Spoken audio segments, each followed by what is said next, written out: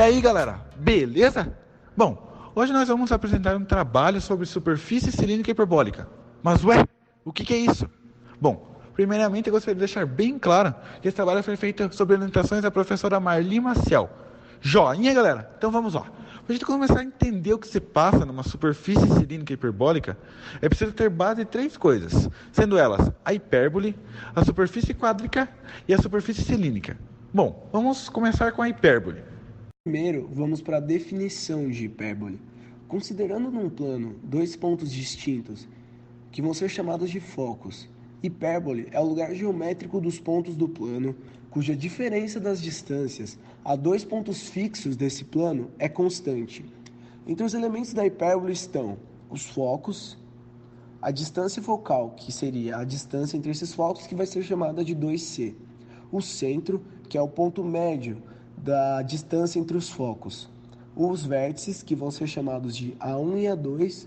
O eixo real, que é a distância entre os pontos A1 e A2, que vai ser chamado de 2A. O eixo imaginário e a excentricidade. Bem, dependendo de como vai se apresentar a hipérbole, teremos quatro tipos de equações diferentes. Uma quando o eixo real está sobre o eixo x, outra quando o eixo real está sobre o y, outra quando o eixo real é paralelo ao eixo x. Já que tratamos do assunto de hipérbole, vamos entrar em superfícies quádricas. E você pode estar se perguntando, o que são superfícies quádricas? Bem, são superfícies dadas pelas equações de segundo grau a três variáveis, x, y e z. Lembrando que cada quádrica tem sua equação padrão, que é determinado por seus traços e suas seções. E você pode estar se perguntando novamente, o que são traços e seções? Bem, traços de uma superfície são curvas de interseção da superfície com os planos coordenados. Por exemplo, o traço de YZ da superfície aparece igualando x a zero na equação. Da mesma forma que o traço de XZ aparece igualando y a zero. E o traço de XY aparece igualando z a zero na equação. Agora, quanto às seções de uma superfície, elas são curvas de interseção da superfície com os planos paralelos coordenados. Por exemplo, a equação das seções paralelas ao plano YZ são obtidas fazendo de x uma constante na equação da superfície. Da mesma forma que as equações de seções paralelas ao plano XZ são obtidas fazendo de y uma constante e de XY fazendo z uma constante. Nas quádricas centrais, a equação padrão delas acaba sendo x ao quadrado sobre a ao quadrado mais y ao quadrado sobre b ao quadrado mais e ao quadrado sobre c ao quadrado igual a 1. Agora que tratamos dos assuntos hipérbole e superfícies quádricas, entraremos em superfícies cilíndricas. Bem, considerando uma curva plana C em um plano e uma reta fixa não contida nesse plano, a superfície cilíndrica é a superfície gerada por uma reta móvel, que será chamada de geratriz, paralela à reta fixa, e que usa de apoio a curva plana C, que será chamada de diretriz. Caso a linha curva esteja no plano XY ou em um plano paralelo ao XY, então as geratrizes do cilindro são paralelas ao Z, e a equação cilíndrica envolverá somente x e y. E a partir desses conhecimentos, adentraremos agora na superfície cilíndrica hiperbólica.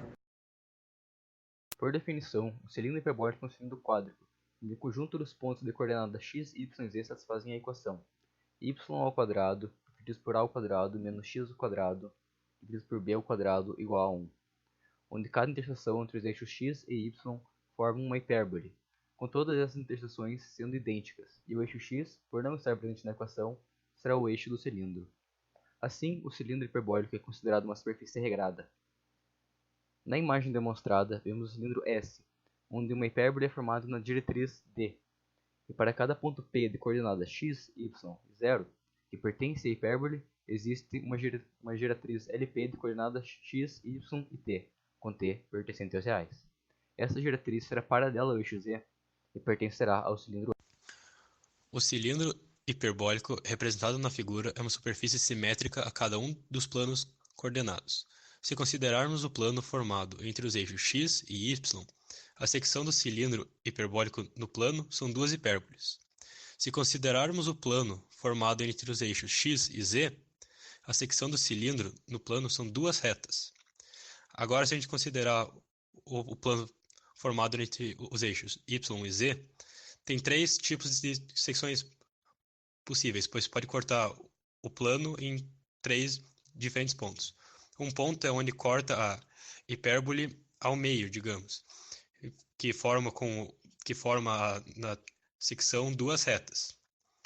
Pode cortar também exatamente no ponto onde toca o eixo Y ou Z, formando somente uma reta em sua secção. Ou pode não tocar em nenhum ponto, nem de Y, nem de Z, formando assim o conjunto vazio. A curva da hipérbole é por muitos considerada bonita e elegante, e alguns arquitetos resolveram fazer projetos em cima dessa ideia. Alguns desses projetos são o monumento chamado Gateway Arch, que fica em Mississippi, nos Estados Unidos, o Aeroporto Internacional de Dulles, também nos Estados Unidos, os Arcos da Casa Milá, fica em Barcelona, na Espanha, a Basílica da Sagrada Família, também fica na Espanha, e a Ponte Juscelino Kubitschek, fica em Brasília. A hipérbole também é usada em designs de móveis, como cadeiras e mesas. Indo para o contexto da superfície cilíndrica hiperbólica, temos como exemplo a teia de aranha, onde a natureza modelou-a de forma em que, olhando para ambos os lados, é possível perceber que sua composição e a superfície apresentada nesse trabalho são similares. Para concluir, vamos apresentar imagens dos variados tipos de superfície cilíndrica hiperbólica.